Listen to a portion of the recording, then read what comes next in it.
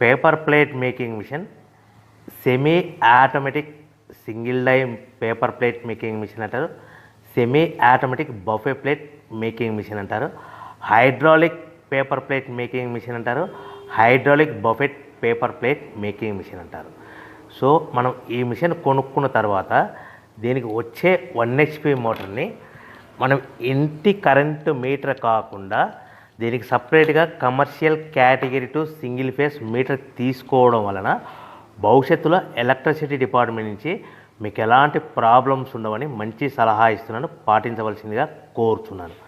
So ఈ semi automatic hydraulic single die buffet plate making మిషన్లో కేవలము బఫే ప్లేట్లు మాత్రమే తయారు చేసుకోగలుగుతాము.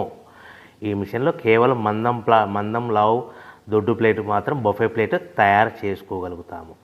సో ఈ మిషన్లో ఎలాంటి టిఫిన్ ప్లేట్లని, డోనా కప్పులని, ప్రసాదం కప్పులని, స్నాక్స్ ప్లేట్స్ అని, టీ కప్పులని తయారు చేసుకోలేమని మీకు అందరికీ సలహా ఇస్తున్నాను.